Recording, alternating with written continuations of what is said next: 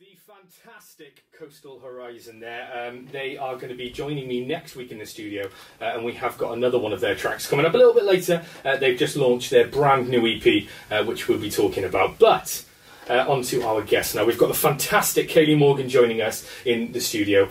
So Kayleigh, take it away.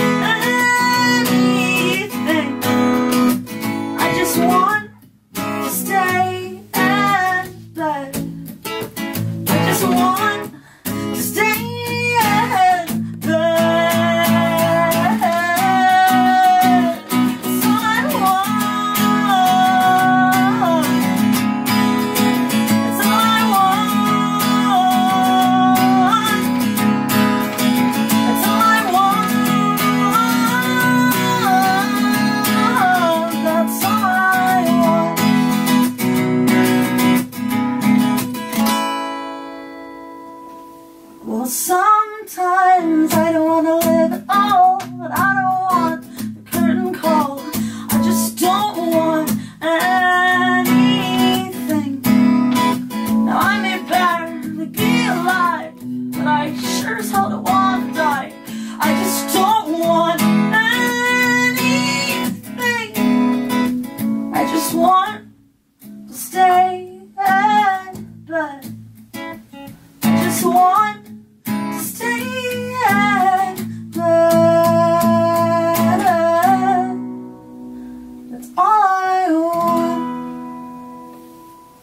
Well done, you nearly caught me out there. Yes, I did.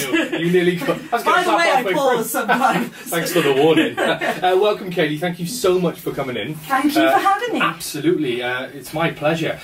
We're going to talk a little bit about that song in a minute, but before we do, for the people that are listening and watching on Facebook Live as well, hello. Let's have a quick introduction about you. I am Kayleigh and I play songs, and I imagine you wanted a bit more than that. No, that's perfect. That's brilliant. That's what we're looking for. Everything else we'll find out over the course of the interview. Now, before we really get down about you, let's talk about that song. Yeah, well, that song is called Bed. It's the lead single off my EP called Settling, which came out in May of this year. The song itself, well, the whole EP is about depression and anxiety and mental health stuff, because I keep writing about it, so I did an EP completely about it. And Bed, in particular, is about depression. I ended up wanting to write a song that was basically trying to simplify it to somebody who's never had it. Yeah.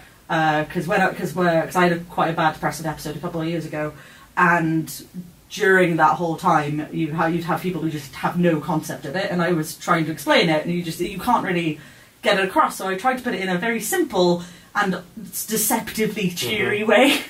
And I came up with Bed, and like a lot of people with mental health stuff that I've spoken to are always a bit like, there you go, that's it, that's it, as plainly and simply as possible. And yeah, so I chose Bed as the single for that. It's sort of it's cheerful sounding, but lyrically it's you know, it gets the point across. And you've done the impossible with it, because exactly as you've said, it's not a sad song, but it's about a really serious subject, and I think there's a lot of people that are going to be listening that either have or haven't heard that song before. I think they're really going to appreciate you putting that vulnerability into music, because it's an art, isn't it? And what you've done is brilliant. So well done for that. The video as well, by the way, we were just chatting about this before we went live. Absolutely phenomenal video. I think even braver than you putting that vulnerability out, as we just mentioned, is you doing a whole video on one set. I mean, phenomenal. It was a fascinating experience. It was done with Simon Regan, who works in Cardiff. I knew him through work, because he'd done filming for us for work, and I mentioned that I wanted to do a music video. He said he'd never done one before, and I was like, well, I've got this song I want to do, and so we put it together. And I told, he'd heard the song, and he loved the concept, and he had the idea of literally having a bed. And you can watch this on YouTube and on Facebook. Anyway. Let's plug it. Why not? But yeah, so he had this idea of sort of highlighting different symptoms or well, not, I wouldn't say causes, but things that are related to depression, so things that you would see. So there's I can't remember what made the cut, because we did a lot of different sort of scenes, but you've got issues of obviously drug abuse and alcohol abuse, but you also have things like financial problems, you have relationship problems, you have there's an overeating one where I get to shove chocolate cake in my face, which was very interesting to shoot, and things like that. So there's a lot of different things covered, all with me literally on a bed, and it's hard to believe because it looks like an actual proper bedroom, and it's not. It was obviously done in a studio and just done in such a way where you could not tell. It was brilliant. So professionally done. I mean, you've shocked me there. I had no idea that was his first music video. Well, he does corporate videos mostly, but it's definitely got message across. Well, absolutely brilliant, and like I said, well done, and thank you as well for covering a subject that is really difficult for a lot of people to talk about. And like I said, I think you've done it in a way that is fun, but still very serious. Yeah, well, the EP in general. I tried to I naturally write a lot of songs about mental health stuff from having so much experiences with it, and some of those are highlighted on the EP. And Bed does a good job of showing specifically depression, but they all touch on different things. I mean, there's one that touches on addiction. You've got one that touches on anxiety and how it affects relationships, and there's different angles to each. Really, they're all sort of there, and it's a rich tapestry. Something I've noticed other musicians writing a lot more about than they used to as well, because I've been singing songwriting since I was 14. I was writing songs when I was 12, but I've been performing and doing this for a very long time, considering I'm almost 30. And when I started pushing the EP out there and doing a few more gigs and playing with a lot more solo artists, I noticed that I'm not the only one writing about mental health. Everybody's got it somewhere. You've got all of these different songwriters just absolutely laying it on the ground. I mean, I watched a guy recently called Heartwork, who is phenomenal, and he's based in Bridgend, and he has a few where you've just got it all the way through there. It's really on the sleeve, and it's nice to see that other people are getting that expressive with it now, where they can be quite honest about mental health through music. And hopefully then, that's really helping people to open up about their own, mental health conditions. Well, you'd hope, yeah. And I think, like I said, I think well done. I think you've done a really good job, so thank you for that. Right. Now, on to you specifically, and you personally. When did you first start playing? When did you first pick up your guitar? Oh, my famous go-to story is that when I was about 10 or 11 years old, my dad was teaching my sister to play guitar. And I was quite a bit younger, and I kept going, I want to, teach me, Dad, too. And Dad kept going, you're just doing it because your sister's doing it. I'll show you how to play a chord, but go away, kind of a thing. He's not mean. It's just a sort of, he'd focus on my sister and sort of show me a chord, and then be like, I think he thought I, was just doing it because she was learning, and I was just copying or whatever. And Beck got my sister, Rebecca, who's here, she got a bit bored with it after a couple of weeks, and then I turned around to my dad and went, look, I wrote a song, and both my parents went, what? And ever since then, I just, he'd show me a couple of bits, he'd show me a couple of songs, and I'd take that, and I just kept writing. I wrote more than I learnt other people's music, which I suppose is the weirder way around doing it. I didn't spend ages learning my favourite songs, I just wrote them instead. And so that's where it all started. I was about 11 or 12 properly starting to play. And ever since then, I've just written constantly. So really, we have Rebecca to thank you have my music. She's hiding in there, ladies and gents, if you can't see her. So thank you for that. She does play guitar now, though, and she sings in bands. You should have brought another guitar. We could have had a little. You don't want me playing that in public. So where are you based? Well, I'm currently living in Talbot, but I've lived in so many different bits of Wales. I mean, I lived in Lampeter for a bit for university. I lived in Llanelli with my parents. I've went to school in Carmarthen and lived in Bridgend for a bit, and now I'm in Port Talbot. So you know, if it's along the M4 corridor, I've been there. Yeah. You've played in Pembrokeshire a lot, haven't you? You've played a few gigs in Pembrokeshire. I haven't actually. You haven't? I haven't. I've always wanted to. I've never really had the opportunity. Have to get you booked down here. I've played in bits around. Like I've played in Aberystwyth, and I've played in bits always around Pembrokeshire and not in Pembrokeshire, which is very much a shame. Well, we've got a great music scene down here. I've heard, that's the thing. and I think we've got quite a few venues where you'd be welcome as a solo artist and also as a band, which you're in, which we'll come to a little bit later. I don't want to talk about the band just yet. Let's talk about your musical influences. Yeah, well, I mean, it's a weird one because I grew up initially listening to a lot of pop punk bands, so like Blink-182, Alkaline Trio, The Offspring, Jimmy, never heard of them. things like that. No, never heard of them. Those people, because I was 13 and they said rude words and I thought it was really funny. It's cool. But I as a songwriter, I'm quite heavily influenced by Kevin Devine and Frank Turner are big ones, Amanda Palmer and Ben Folds, sort of more songwriting wise than guitar wise. So a lot of more solo artists, but I still have a very heavy diet of terrible pop punk music and comedy bands and things like that because considering how miserable most of my music is, and you'll hear that later on today, a lot of it is mostly just me having a bit of a laugh. It's a very, I don't know what the word is, it's a bit, not bipolar, but you know what I mean. I think that's a good thing. Yeah. It's very eclectic, and I think you're going to take a lot of influence from different styles and mash it up and make it your own, which I think is really interesting. Yeah, it is quite entertaining though when I do like very soulful sounding ballady bits, and then people are like, who's your favourite artist? Yeah, it's Blink-182. Yeah, you wouldn't have guessed, but no. I think that's fine. That's fine. Shall we hear another song? Yes, why not? So what song are we going to hear?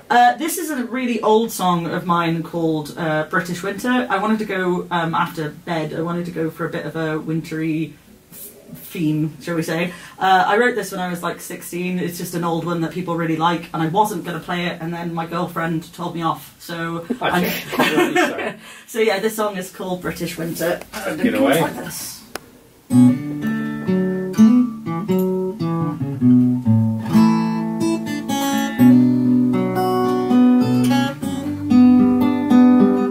I start this again after tuning? You do exactly what you want to do. You do exactly what you want to do. At least people know it's live. Exactly, the most live thing ever. That's good, because it was going to drive me out. I tuned it before we got in as well, you can testify. It always happens though, doesn't it? It always happens when you don't want it to. Beautiful. Take two. Yeah, that'll do, I guess. I'll try it again. Take it away, Kayleigh.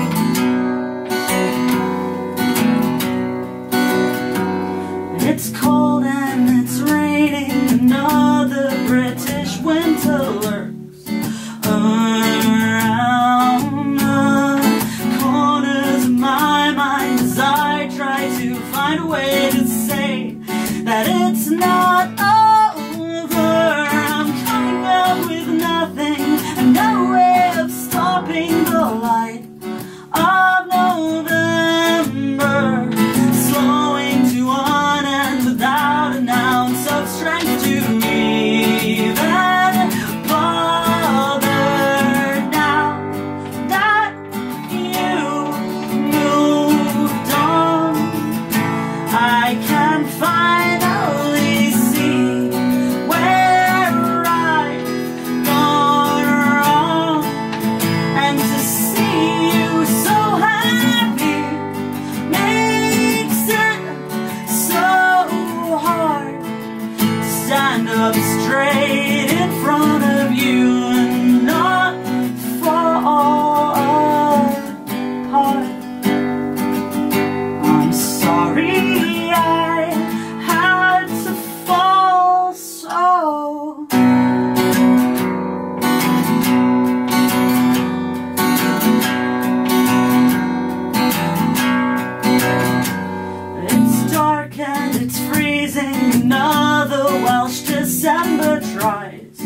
to break me into 100,000 broken-hearted pieces that fall all around me and look in my direction, so I can't walk forward. I drift along sideways, trip on the reminders, it's all gone forever. I fall flat on my face, 'cause now that you've moved on, I can finally see I'm not that strong, and I'll never be happy unless I make peace with the lonely demons in my head that control me. They won't say I'm sorry.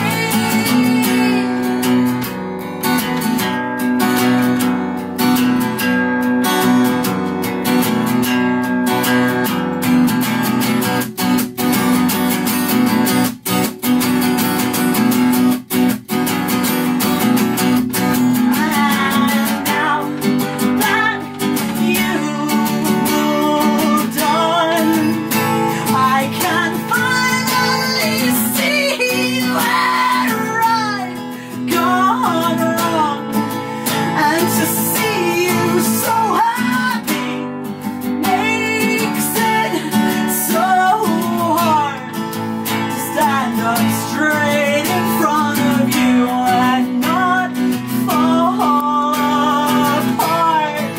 I can't stand straight in front of you, it's just too hard. I'm sorry I had to fall so far. Brilliant. That E string is so hard to... Notice the pause then. I didn't want to come in too soon. Thank you, well done. A couple of comments there. Daryl's joined us, Chris as well. Thank you, guys. Gareth Bowen, he's messaged in and he's asked, really cruel question actually. Oh. Don't appreciate this, Gareth. If you had to pick one, Okay. singing or writing? Singing or writing? Yeah. Yeah. Ooh. So if you're a singer, obviously you're going to be doing the covers, Yeah. or would you like to write and other people play your music? Oh, okay. Well, if you put it in that way, then I'd rather sing covers than sell my songs, but not because I prefer singing, but because I can't sell my songs. But in general, I would prefer writing. As for singing, though, I think other people would prefer a sang if the mics makes more sense. Right. A lot of people prefer my voice over my writing, but I disagree. He's also asked, would you ever enter a TV talent show? I've been asked to by various people over the years. Said I've had a lot of you should go on Britain's Got Talent or anything. Simon else Cowell's come to you and said, "Come okay, on, no, Kayleigh. yeah, of course, Come on, yeah. girl." I turned him down. No, I don't think so. I don't have the marketability that is necessary for those things, I think. I think that's debatable. I think that's down to opinion. Yeah. I don't know. I think a mixture of attitude and non-conventional attractiveness that goes into You'd like it. to do the good old-fashioned way, anyway, of putting yourself out there and play. And speaking of which, we've mentioned that you're quite well travelled in Wales, terms of the Wales. M4. But some of your favourite venues that you've played, particularly over the last few years? Well, my favourite, most of it is from my old band's performances, because solo-wise I really struggle, because that's one of the biggest problems in Wales, I think, is getting places to play for solo acoustic stuff, because you're mostly playing in rock venues that are doing an acoustic night, because there's not a lot of, from my experience, I haven't found many where I can play solo. Solo-wise, I really liked the Living Room in Aberystwyth, but I'm talking 2010, so I have no idea if that's still going. For band stuff, I really liked Lemon Factory in Swansea. Oh, that was amazing. We played there together. We played there together, We'll have to talk about that. I absolutely loved it there. That was a big shame that one closed down. Yeah, it was absolutely amazing. Of ones that are still going, Creature sounds quite nice in Swansea as well. I love the Masons in Lashleys, my go-to favourite of all time. but it's hard to say because I've done so many odd gigs solo-wise. I think The Parrot is another one we've played in quite a few times. That one was okay. Yeah, I like The Parrot. It's not a favourite. But Let's talk about you did mention there that you've been in a couple of bands. All right, so let's talk about that. Now I know you mostly. Any time that we've spent together has been in your time in Grim Citizens with Matt and Rob. Yes. So how long was Grim Citizens going? Well, it's technically from the end of 2014, but realistically it was 2015 till the end of 2016. Because me and Matt and Rob used to be in a band called Left in Dust when we were teenagers in college, and then me and Matt met back up in 2014 to sort of record old songs, and then we realised that we could still write a lot of stuff, so we wanted to start it up again, and then we realised Left in Dust is a terrible name, so we didn't want to continue the old band, and wanted to write new stuff, and we wanted to be more punk, so we started Grim Citizens. So it was just the three of us with me on bass in that band. We did that for almost 2 years. Sorry, Gareth just asked, would your sister ever do backing vocals for you? She's done it live, actually. That's a good question, yeah. My sister's a better vocalist than I think you've got a number one fan here. She sings in a band called Earth, which is spelled URFE. So Lovely. You might have to get them on the show. We'll have to get you on. Yeah. We'll definitely do that. But yeah, and when I did my EP launch show in April, my sister came on stage with the guys in my new band, who were my backing band for the evening. She came on stage with us and did backing vocals for a bunch of them as well. So yes, she has done, and we've done recording stuff together. So Grim Citizens, mostly originals, covers? Mostly originals. I'm always demanding we did covers as well, because as much as it's kind of a sort of a dirty word for some singer-songwriters or original bands, I'm always a bit like, you've got to play for an audience to a certain extent. Yeah. So I always would we'll do a cover, and I always wanted it to be ones that people would know. Yeah. So punk versions of stuff. So we did a rock version of Teardrop by Massive Attack, and we did a punk version of Save Tonight by Eagle Eye Cherry, and just did weird versions of stuff essentially. But yeah, we did mostly originals. We had an EP. It was terrible, but we had one. Yeah. That was a good launch as well. Yes, we did. We had to do a big launch weekend with a bunch of bands. I can't even remember anymore how many, because it was a while ago. But it was really, really good, and we did that in the Parrot and in the Masons. Because I was there for that night. It was a fantastic night. It was really surprisingly well attended. Yeah, you had a lot of support, and obviously that's come to an end. Yes. Okay, should we go over briefly why? I hate to say it because it is one of those go-to phrases. We just tiptoe over it. No, musical differences. You know the phrase. Musical differences. That's safe to say. But it is just true. I mean, Matt went on to do. He's in the Sex Pistols cover band at the moment, and they're doing really well by the looks of it. And me and Rob, the drummer, have gone on to a new band with our friend Ben. So Rob's in this new band with you. Yes. And what's the new band called? New band's called Faster on Fire. Brilliant name. Yeah, it's in reference to an Alkaline Trio song where the full lyric is everyone learns faster on fire, and it's a hilarious little thing. But yeah, so I'm on electric guitar for that because I was in bass on Grim Citizens, and we've got our friend Ben Sawyer on bass, and it's similar to Grim Citizens because it's punkier stuff, but it's a bit more like my original songwriting. It's a little less sort of power chordy stuff. It's a bit more weird. And you haven't actually performed together yet, have you? No, we've focused solely on writing is what we've been doing, but we're going to be gigging in the new year. It's just a case of I wanted us to be airtight, I suppose is the way of looking at it. I wanted it to be perfect. Well, as soon as you're ready, give me a holler, right? Because you know we're going to get you on here. Yeah. So that sounds absolutely great. So this new band, what's the plan moving forward? We've written. We wanted to make sure we had a full set worth of decent original songs, and we basically have. We're just wanting to double check and get one last cover done, but we're going to be booking straight in the new year. We've got logo side of things sorted and other ideas as well, because we wanted to start strong. Yeah, get a brand. Yeah, and get everything going in that regard, because I don't want to do things in half measures.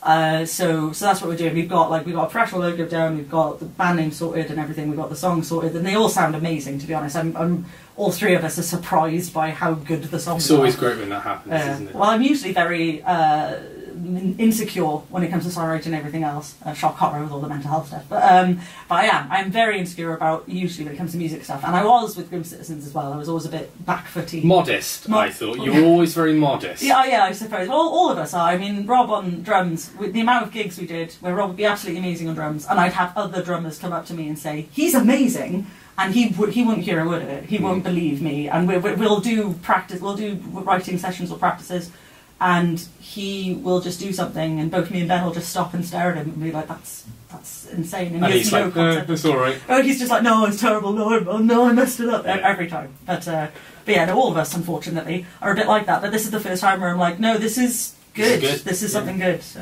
I'm really happy for you there. And sometimes it happens, doesn't it, where you have to part ways, and something else comes up. Yeah. I think it's happened to 99% of all musicians up there. I know there'll be quite a few listening tonight.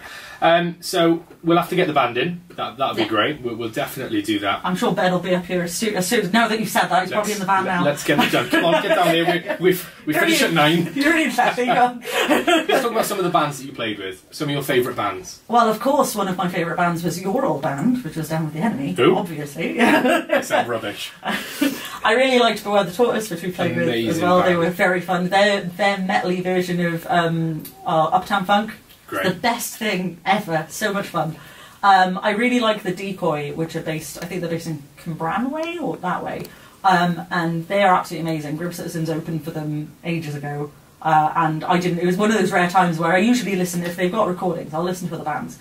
The Decoy, I went listening to them and I went, this is the best thing I've ever heard. I was so amazed.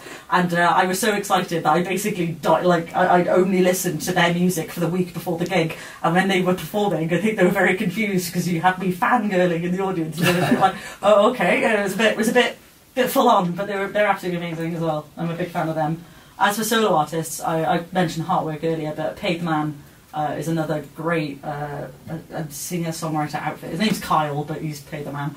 I've heard of him. Yes, he's brilliant. Where's he based? Bridgend as well. I moved to Bridgend, found all these musicians who live in Bridgend, and then I left Bridgend, which is brilliantly typical. But he's phenomenal as well. We talk quite a bit as well. I eventually want to do a collab with him. He doesn't know this yet, but I want to convince him to do a collab song together at some point. That sounds fantastic. So, we've mentioned your EP. Yes. One thing we are going to talk about now is we are going to give away a copy of the EP. Yes. Is that we're going to give away a little goodie bag? Well, yes, I've got like a sticker, and I've got a couple of badges and a guitar pick as well that I can throw in with we all love a bit of free merch. God, I love it. It's very pretty because the artwork was also drawn by my sister. Funnily enough, this whole thing is just me talking about how good my sister is. But yeah, she drew a lot of doodles, and I digitised them and I did all the artwork for the EP myself with it. So it's a very doodly kind of cute little thing, and that's across the stickers and the badges and the guitar picks as well. So there's a lot of. It's very cute. It's worth having just on image alone. Yeah. Well, we've got a break for the news very shortly, and what we'll have to do then, we'll have to have a chat about how we're going to give this away. Yes. Who we're going to give it to, and we'll have a think about that, and we'll announce that right after. Lovely job, welcome back. We have had the Who's, Emma and Craig, in the studio with us with their fantastic new Christmas single, Hoof on the Roof. I'm going to be playing that one in March. I don't know, never mind Christmas. I think it's absolutely phenomenal. Again, we've got a full studio tonight, which is absolutely lovely, and we are still joined by, of course, Rebecca. And my other guest as well, Kayleigh. So Kayleigh's got another song, so take it away. I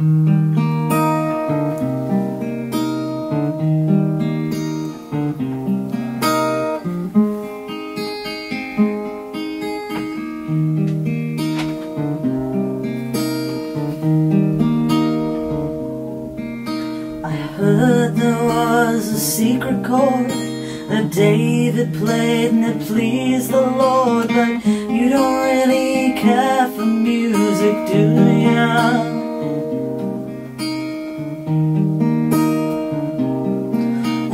Goes like this, the fourth, the fifth, the minor fall, the major lift, the baffled king composing hallelujah, hallelujah, whoops, hallelujah, hallelujah.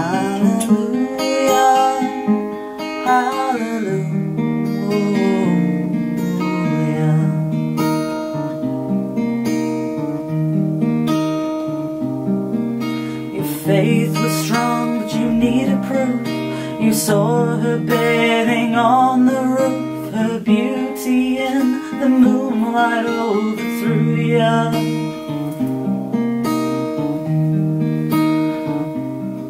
But she tied you to her kitchen chair, she broke your throne and she cut your hair, and from your lips she drew the hallelujah, hallelujah, hallelujah, hallelujah, hallelujah.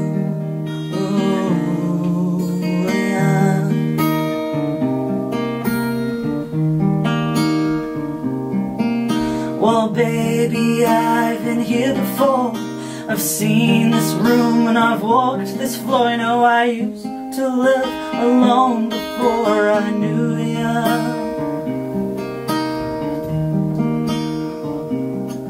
But I've seen your flag on the marble arch, and love is not a victory march. It's a cold and it's a broken hallelujah.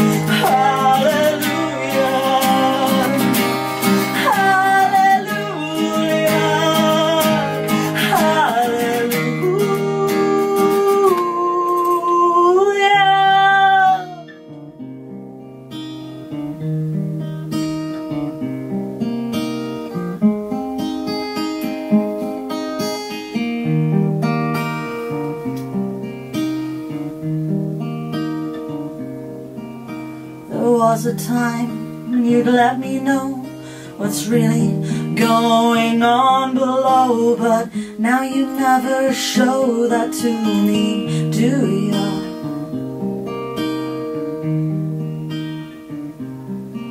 But remember when I moved in you and Holy Dove was moving too, and every breath we drew was hallelujah. Hallelujah, hallelujah, hallelujah, hallelujah, hallelujah,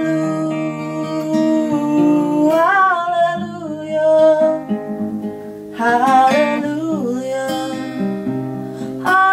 hallelujah, hallelujah.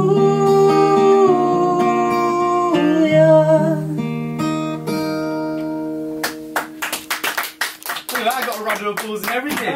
My fingers stopped working. This always happens when I finger pick a song. Sometimes they just don't cooperate, and then it's like, oh, I don't remember how to play the song, even though I played it. And it's always going to be when we're live as well, yeah, so don't worry about it. Absolutely fantastic. Well done. And you recovered perfectly. Oh, yeah. So, yeah, towards the end. Top marks. Let's talk about your writing process. Yes. So again, and I same question really that I asked the Who's. In terms of the way you write your songs, what's more important? What comes first? Melody, lyrics? It's a bit of a hodgepodge of things. It's usually music first. I'll come up with either a guitar part or chord progression or something that I quite like, and usually I'll hum utter nonsense over the top until I find a melody and that I quite like. And usually doing that, I'll end up with some weird lyrical bit, which is usually why most of my songs start really weirdly. Like the first line of most of my songs is a bit ridiculous. I end up getting what the song is about afterwards. So I have some that just have very odd opening lines. But mostly it's music first and then lyrics afterwards. But I do put more of a focus on lyrics than I do on the music because I'm not that good of a guitarist, so I focus on like the lyrics and the vocals first. And that way you're a storyteller as well as a musician. Yeah. So it's not a bad thing. What have you learned about yourself during your time in the music industry? That I'm not equipped for the music industry.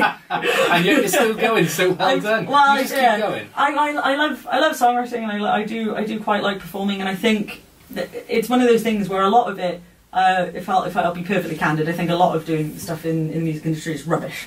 It's stressful. It's occasionally very boring. because there's a lot of waiting around, and it's just very stressful. It's all networking and communicating with people, all of the things I'm really bad at.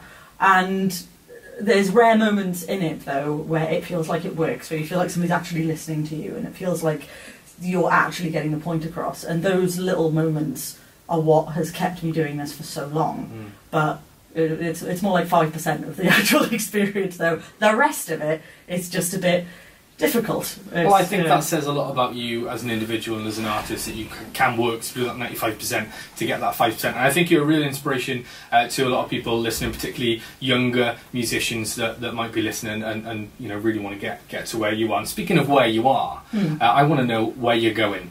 Where do you see yourself in 5 years' time? I shouldn't say musically off a cliff, shall I? No, Probably not. No, I've got a Battle of the Bands thing coming up in February. In the Bunkhouse? In Bunkhouse, Yeah. yes. On the 12th of February, I think, is the first heat, where I'm going up against 5 bands. So that's going to go really well, obviously. But no, it should be fun. I haven't done a Battle of the Bands thing for years. I came second in one a decade ago. But yeah, that should be really, really fun. I'm focusing on the new band, Faster on Fire, that we talked about earlier, as more of my focus. But apparently, you know, I'm going to record a Christmas single, so that's obviously going to happen next year. I would like, within the next 5 years, I would like to get some more recording under my belt, because I've been doing this for years and years, but the Settling EP, which is available on my website, kayleighmorganmusic.co.uk, is... It's the first proper decent release that I've had, despite writing millions of songs. So I'd like to get a lot more recordings under my belt, is one of my other main things. And just to play more, to find more places that are more about sort of solo music things instead of just rock venues. Nothing wrong with the rock venues, I'm glad they'll have me at the end of the day. Yeah.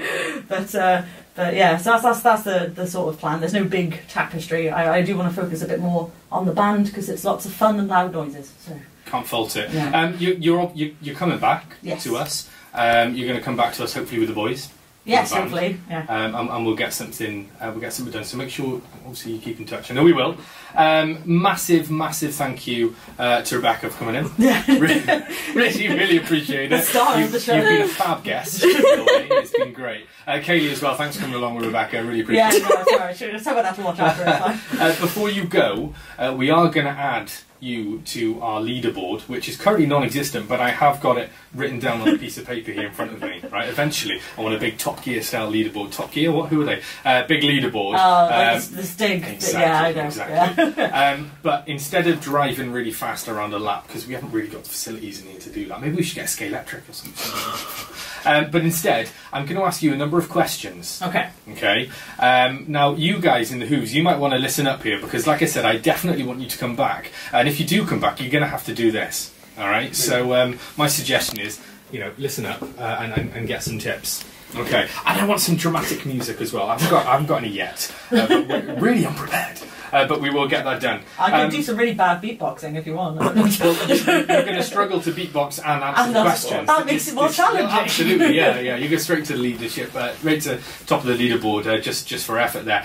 So, these are the rules. Okay. I'm going to give you a list of questions. Okay. Really simple questions, okay, for the most part, and all you've got to do is answer them. Okay. Couldn't be any simpler than that. Okay. All right?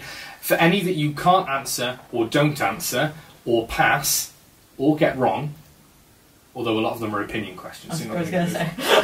There's going to be a 5-second penalty. Oh, okay. Right? The aim of the game is to be as quick as you possibly can. Okay. All right? That's really hard for me. I'm going to ask you for the final time, are you ready for the quick fire question round? What? Ready as I'll ever be. Okay. As soon as I ask your first question, we will be on our way. Okay. Are you ready? Yes. Okay. Tea or coffee? Neither. Early bird or night owl? Night owl. Pepsi or Coke? Coke. Favourite colour? Green. Hard or soft? Soft. Board games or video games? Video games. What's your favourite place on earth? Home. 3 things on your bedside table? My glasses, my phone, and a lamp. Pineapple on pizza, yes or no? No. Dogs or cats? Cat. Oh, dogs. I mean dogs. Favourite takeaway? I don't have one. Oh, I was going to say what's your order, so you've messed that one up. Books or movies? Books. Bieber or One Direction? Neither. Tell me a joke. None of them are appropriate for the radio. You've got to tell me some kind of joke. What do you call it? No, it's still not appropriate. What do you call a dog with short legs and metal balls? I'm going to Sparky. Oh my goodness. Brilliant. Favourite song, book and movie? Favourite song, book or movie? No, favourite song, book and movie. But all three. One of each. Okay. Favourite song, it's not my favourite song, but let's say that one, Everything You Do Is Magic by The Police. Okay. Book is A Long Way to a Dark Angry Planet by Becky Chambers. Movie, probably Bridget Jones's Diary. What's your worst habit? Stammering, apparently. Who is the current UK Prime Minister? Theresa May. One thing you can't live without. Laughing at Theresa May and Brexit, I guess. Ooh, well. Okay, so you had 2 times to beat. Okay, and I probably did not do either. Right, so Lucy Jones is currently in the lead. Okay. She's on 1 minute 10.3.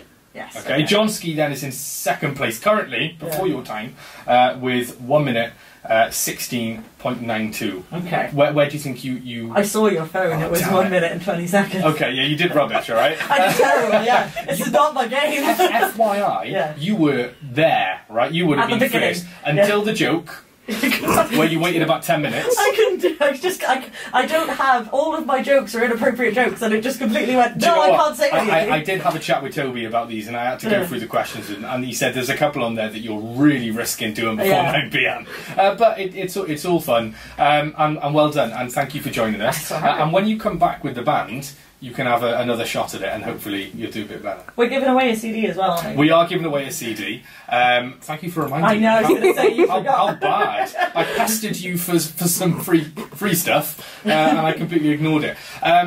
So talk again about what it is that we're giving away. Oh, okay. Well, it's a copy of my EP, which it's a 6-song EP, and it's got a nice inlay booklet thing with all the lyrics and everything. It's very limited edition. Really limited edition, I'm never printing more of them. And with the EP, you'll also get in a guitar pick and a couple of badges and a sticker. That sounds amazing. And I think it's only fair that we give this to your number 1 fan. A parody. Or second number 1 fan, because I think, obviously, Rebecca, you're the number, he does like you. But Gareth Bowen, if you are still listening, my friend, you've been phenomenal tonight with all of your questions and involvement. Massive thank you, of course, to everybody else who's tuned in and listened. To both Kayleigh and the Hooves as well, who are still with me. They'll be back on Wednesday on Toby Ellis' Breakfast Show. Kayleigh, thank you so much for coming. It's alright. We'll get you back very soon. Guys, we're going to get you back very soon as well, so can't wait for that. And Rebecca, you're welcome anytime. All right. In fact, I think we should start co-hosting. Right, for a job, yeah. I think that's a great idea. We're going to carry on now with another song by Coastal Horizon, who have just released their debut.